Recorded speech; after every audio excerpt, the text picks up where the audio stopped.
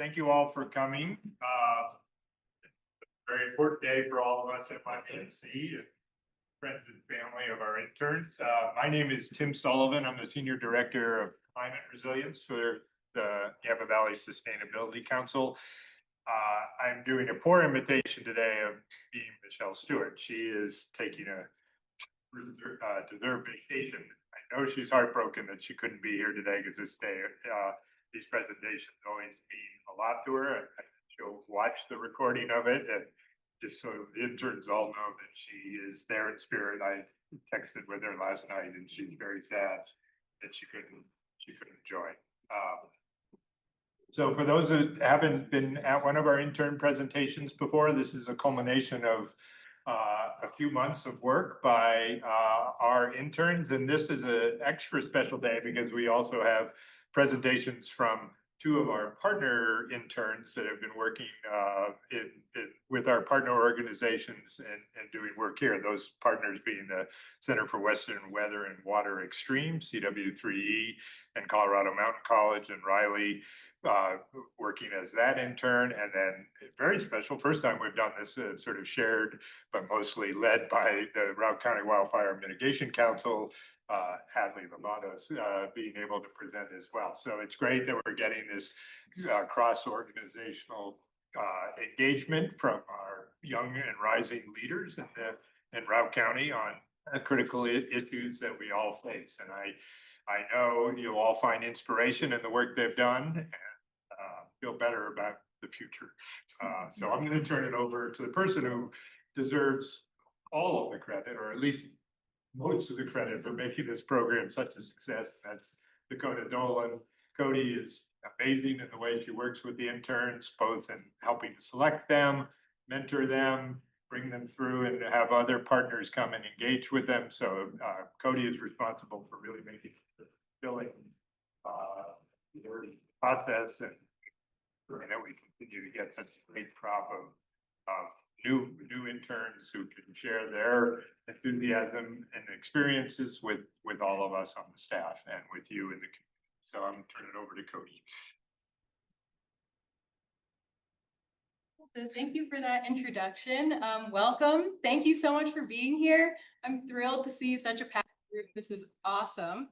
I'm really proud of this group. Summer, kind of like Tim mentioned, it's kind of a special time. We have our biggest group of interns in the summer. YVSC has the most events and kind of things happening to engage with. And we also get to work with our partner organizations and kind of collaborate with those interns as well. So summer is a really special time to be an intern, and I'm not picking favorites. Wow, because you had it the other way around. Because yeah, that's fine. Whatever. I don't care. I think someone might need to mute their microphone. Just gonna add a note. But yeah, thank you all so much for being here. I'm really excited for these interns to show you what they've been working hard at over the last 12 weeks. For those of you not familiar with the program, it's a 12-week professional experience that YVSC hosts every fall, spring, and summer. And it basically allows interns to work with a YVSC staff member, and together they work on a project concept that both meets the needs of YVSC at that time and also addresses that intern's skills and interests so that they can come together and create a unique, one-of-a-kind internship project. And all of those are rooted in one of YVSC's 5 priority areas, and those are waste diversion, energy, transportation, community engagement, and resilient land and water. So I think it's a very special program and provides a unique opportunity for interns to really engage with the community and with YVSC staff, as well as other agencies, organizations, and local government, et cetera. So I really hope you enjoy what they have to show you today. And one quick note, I know we're here from 12 to 3. Please help yourself to lunch. I'm not going to have any scheduled breaks, so please feel free to come and go, use the restroom, which is right around the corner, and please help yourself to lunch. So with that, I will start us off. We're going to start with Sloan Spear. She was our intern working on the connections between art and the local community, as well as climate action. And she's just going to pass something out really quick, and then let's welcome her up to the podium.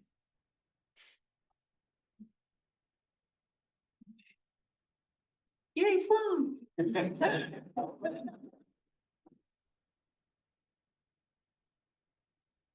And one other note, while Sloan is making her way up here, there will be a moment for questions and discussion after each presenter. So just hold on to your questions. And folks that are joining online, if you can type in your question, and then Abby will kindly help in projecting those to the room. Thank you guys, everybody, for coming and listening to us interns present for what we did this year. Also, thank you for the interns. It's been fantastic listening to you guys and what you guys have been doing this summer. I'm Riley Cronin. I've been going to CMC for the last 4 years, and I heard of this internship through Nathan Stewart. He mentioned it in one of the classes, and I kind of sat there in his class and applied for it. And it has been amazing. I'm kind of all over the place outdoors. I love doing pretty much everything outside. And that's why CMC has been so perfect, as well as this internship. It's been a lot of field work and working outdoors, which has been just fantastic. I want to give a big thanks to some of my mentors, Glenn, Sally, and Nathan. They've all been absolutely fantastic in this work and have been helping me out a lot in planning and doing all that good stuff. A couple partnerships I've been doing. It's obviously with the Yampa Valley Sustainability Council, Colorado Mountain College, Center for Western Water Extremes, the University of San Diego, and Scripps Oceanic, as well as the Aspen Change Institute has been doing a little bit with me as well. To give a little bit of background, CW3's mission is to provide 21st century water cycle science and technology and outreach to support effective policies and practices that address the impacts of extreme weather and water events on the environment, people, and economy of Western Northern America. YVSC's mission is to serve as a leader and a catalyst and resource for building a sustainable and resilient Yampa Valley region. And my hope for this is to kind of combine those two missions with soil moisture.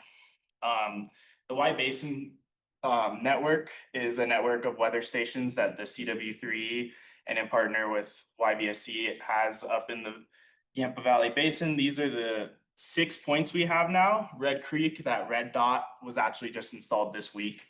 We were able to go help them install the weather station, which was absolutely fantastic to help out with. And then the other 5 stations have been running for about 3 or 4 years in the Yampa Valley Basin, and some of them have been a little bit newer, some of them are a little bit older. And for my work this semester, we focused on 3 of these weather stations, Elk, Carpenter, and Stagecoach.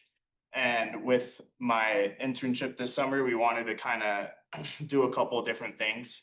One of them was analyze some of the data coming from these weather stations with the soil moisture and precipitation, as well as these red dots you can see are some gauge stations from the USGS that measure stream flow. So we were trying to kind of analyze some data and figure out when it rains and the soil moisture and the stream flow. And this is also for Stagecoach Reservoir, a little bit more background.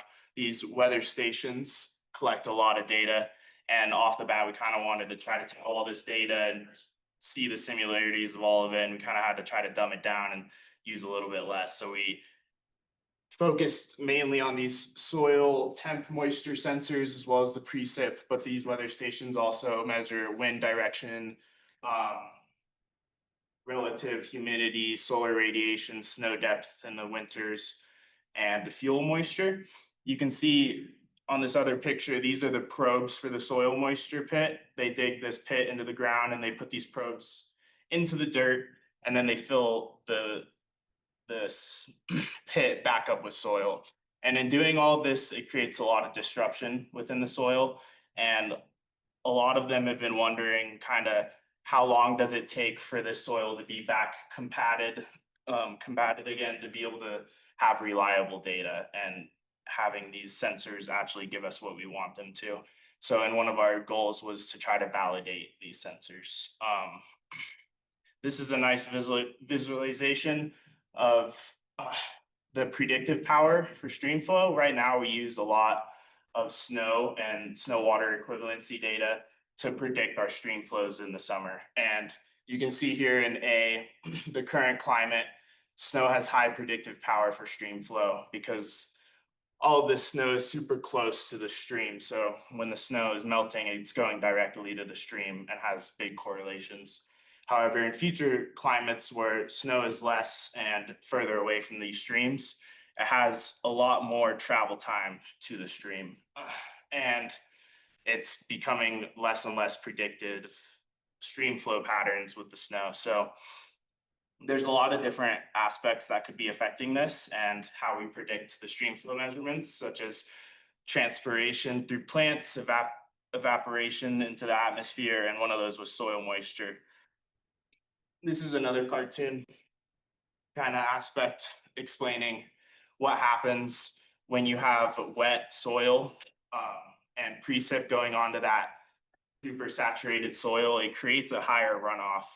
And when you have saturated soil and precip, that means it's a larger peak stream flow. And when you have drier soil, like we've seen this July and this summer being a super dry year, it has higher infiltration rate into the soil, creating smaller peak stream flows. And another thing we wanted to do with this internship is to identify the soil texture at each of these stations. This affects the infiltration rate, and it's something that hasn't been done at the stations quite yet. So some of our objectives were to develop and apply a field protocol to ground truth and validate the soil moisture sensors, use jar tests and core observations to classify soil types of each Y Basin station site, and analyze the relationships between precip, soil moisture, and stream flow to improve predictive models. Some of the methods we used, this was for our validating the soil sensors as well as doing the soil samples in the field. This was kind of like our basis of what we went off of. In the center here, you have the weather station, and then you have these green triangles at 5 meters, 15 meters, and 25 meters out in 3 transects of the weather station. And these transects are based on direction. A is 0 degrees north, B is 120 degrees, C is 240 degrees. And then we have triplicates TDR measurements, which is a probe that you stick into the ground and it reads off the volumetric water content percentage of that sample. And we did 3 of those samples in the center, and then 3 of those samples at 5 meters, 3 of those samples at 15, 3 of those samples at 25 in each of these transects. And we have that data, and I've yet to fully compare that data with all of the information with the Y Basin station. And then also we did soil samples at the center and then at the end of these 3 transects. And these soil samples were digging out of the soil and then putting them into a bag to later do jar tests. This is a picture of me and Nathan.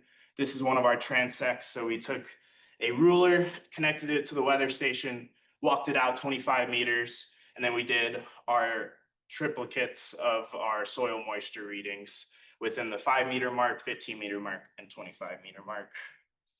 These are the field scouts, the TDR measurements we use to get these water, volumetric water content percentages out of the ground.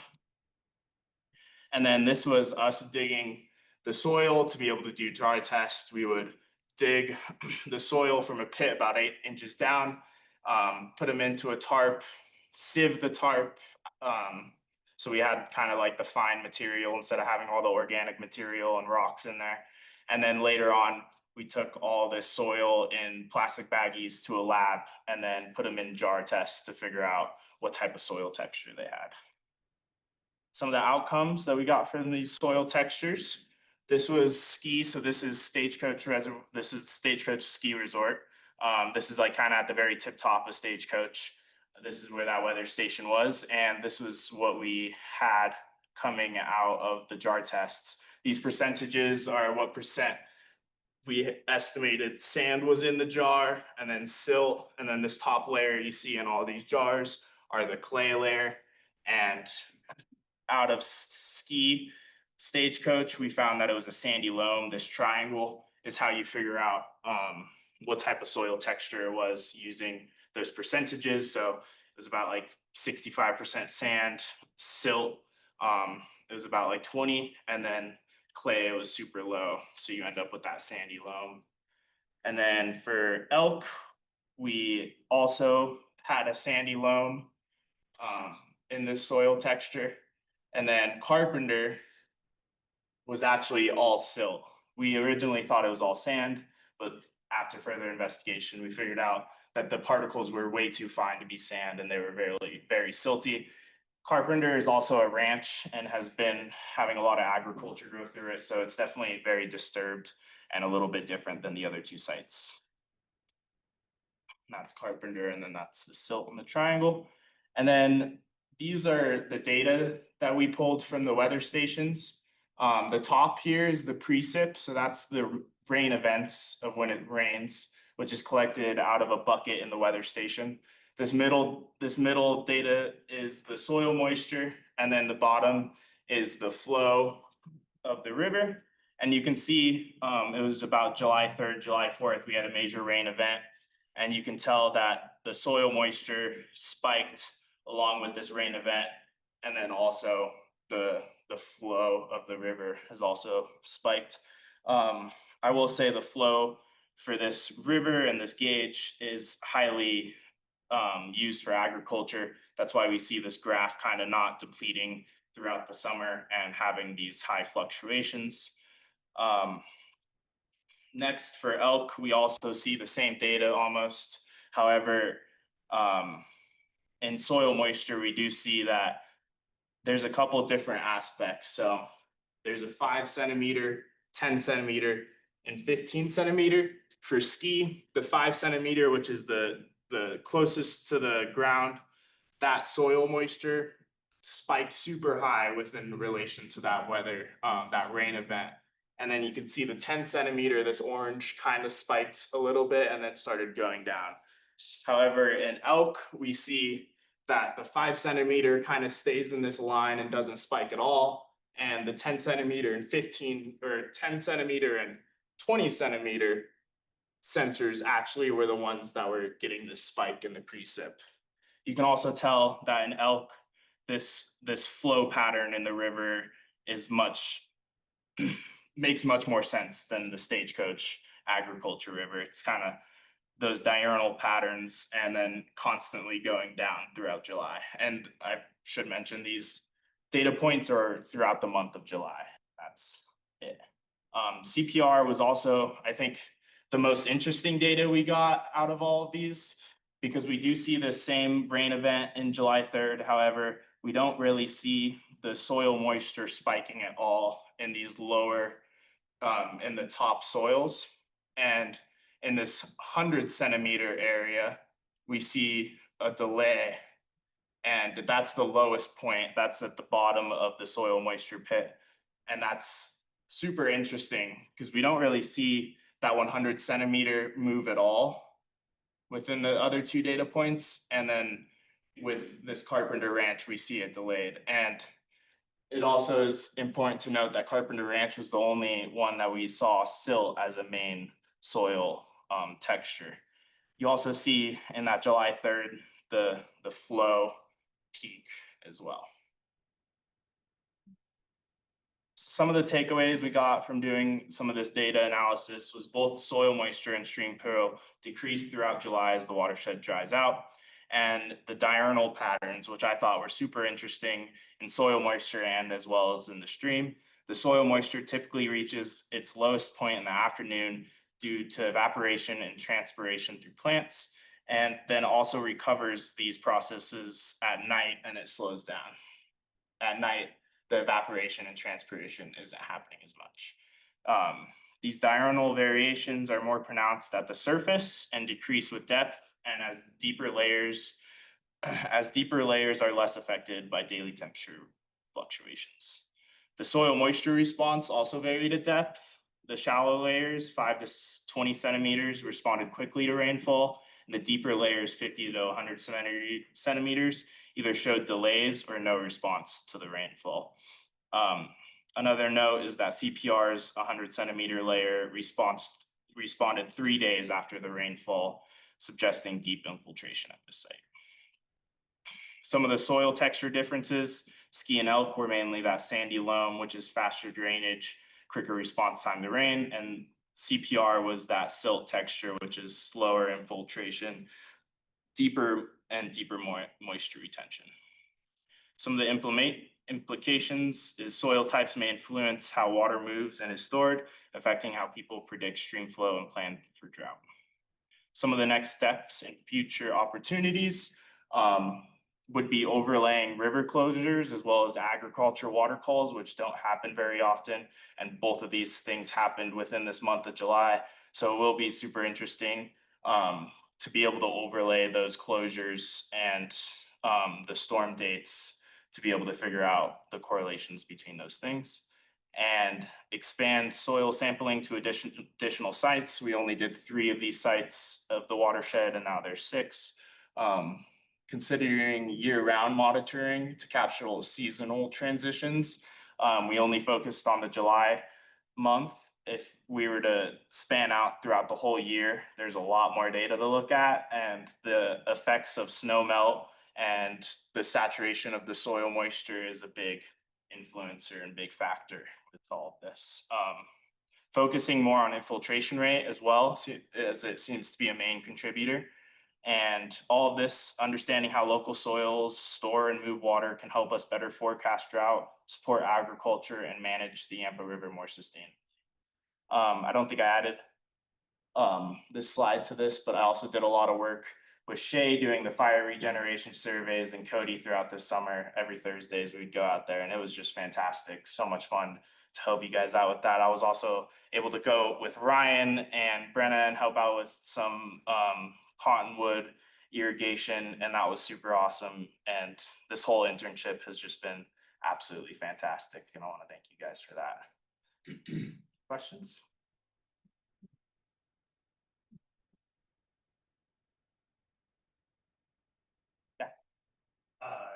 That's really great that you've begun to get the data, and I know you're still thinking about it. I have lots of questions based on that, but a couple of observations, just to be clear, the stream gauge data was just the big gauges, the USGS gauges, so there could be lots of other influences, but it was pretty amazing to see how well they correlated between the soil moisture spike and that, given, you know, the Carpenter Ranch gauge is all the way downstream and anyway, so, but the one thing I would caution you to think about as you do the rest of the analysis is the other thing that's different about Carpenter Ranch, in addition to the soil type, which is a really good observation, though it is logical that silt because it's good floodplain soils, whereas those others are up higher.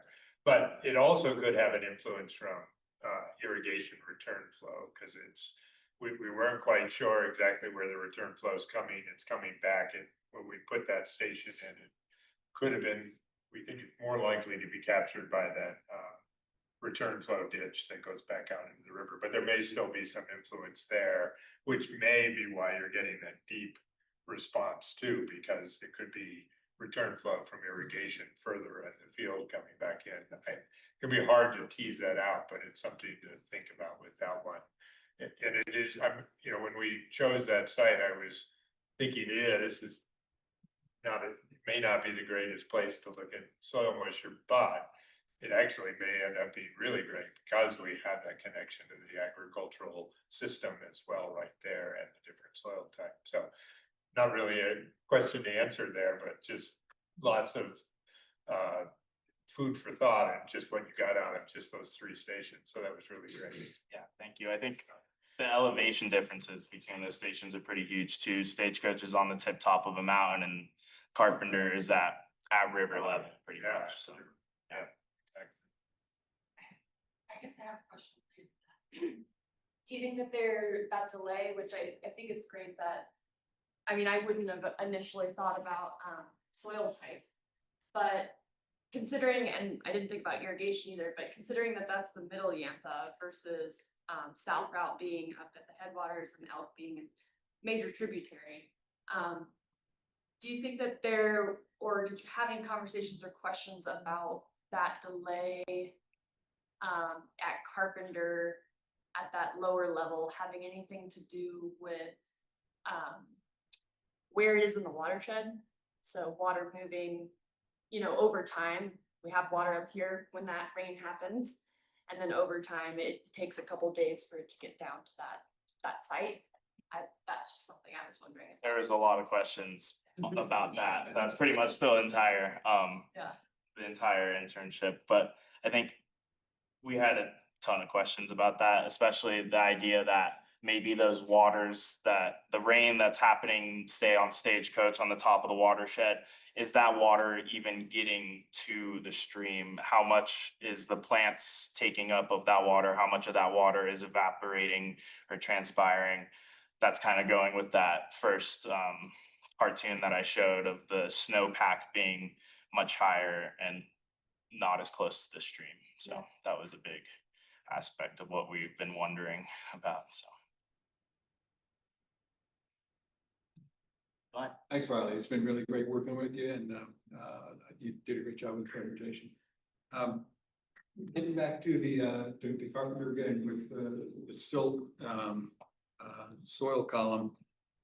As you were working on the installation of Red Creek at a different site and helping to excavate the soil pit, did you notice anything about the texture of the soil that we were digging through in that Red Creek soil pit that was different from what we've kind of found at Carpenter with respect to the texture there that might have some influence on how well water infiltrates down into that soil column?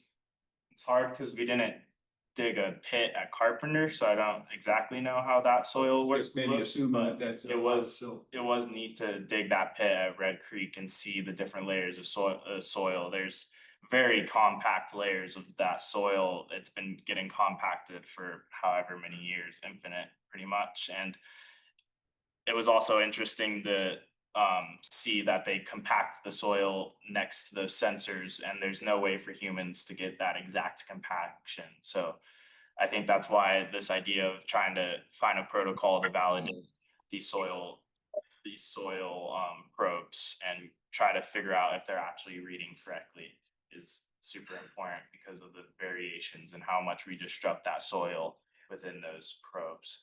And it's also a very hard thing to validate because when we are doing these volumetric water content percentages, they're only 4 inches down into the soil or max 8 inches down into the soil, which we have probes that are 100 centimeters down into the soil, which is much deeper. So it's hard to validate those deeper probes. Thanks.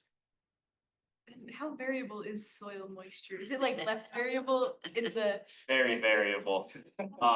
I have another intern that's working on this, Oliver, and we actually went out to Independence Pass to do his field work, and they collected over, it was like 1,500 data points on a grid pattern across the weather station to figure out how variable the soil moisture is. Because even when we're doing these measurements, it's considerably variable, but it does tend to stay pretty similar. But I mean, we'd be taking measurements underneath a spruce tree and it'd be a lot wetter than out in the middle of an exposed mineral soil spot.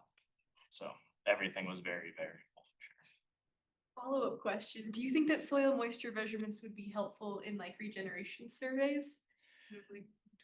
Yeah, I've been trying to think about regeneration surveys or beaver management and how soil moisture could try to connect into those aspects somehow. It's such a new thing that it's hard to figure out. I've also, coming into this internship, knew nothing about soil moisture or anything about this, so it's been super amazing to be able to wrap my head around it. One more. Amazing presentation, Riley. I think this topic could easily be a PhD topic. So there's a lot to dig in the midst of the job, because starting to ask like really good questions. Kind of follow up to Shay's first question. Did the Roaring Fork Valley team have ideas on how to extrapolate soil type, like the soil texture data to a full watershed? I think it's helpful to know what soil texture is like at the probe, but then when you're talking about the full Valley Basin, like. That was, I think, a big aspect of what they were thinking. A lot of people are using these soil moisture measurements, don't really understand them that much. No one fully does. It's something that's come out of agriculture and something that STEM has just kind of started to look at. And I think, like you were saying, these probes are in one specific little tiny spot, and it's hard to say that that information is the same as the information within that whole watershed. There's so much things going on and so much variability that it's so hard to have this one data point try to explain a whole watershed. It doesn't. Kind of the problem. Yeah. Yeah. Yep. Good to remember, our goal, ultimate goal will be to have 26 of these sensors out there rather than 6. at the Yes, moment. So yeah. that gives you a much bigger picture, but you're still gonna have gaps in there. So it's challenging. Even if you can't have a full weather station everywhere you wanted, would it benefit to do spot soil checks? You know, because then you might get a better feeling for Yeah, how the soil moisture was playing out in the whole area. yeah, it could. I think it is super interesting, the fact that they do have them at these the weather stations, because of that fact that it's also incorporating all this other data like precip and relative humidity and solar radiation, which is obviously all a factor. Like, I think we kind of focused on just a couple data points, but I think it's important to think that soil moisture is a system, and everything is coming in together to affect the soil moisture, including evaporation and humidity and solar radiation. So to only get soil moisture data, I think you want other data to go within that to understand it more.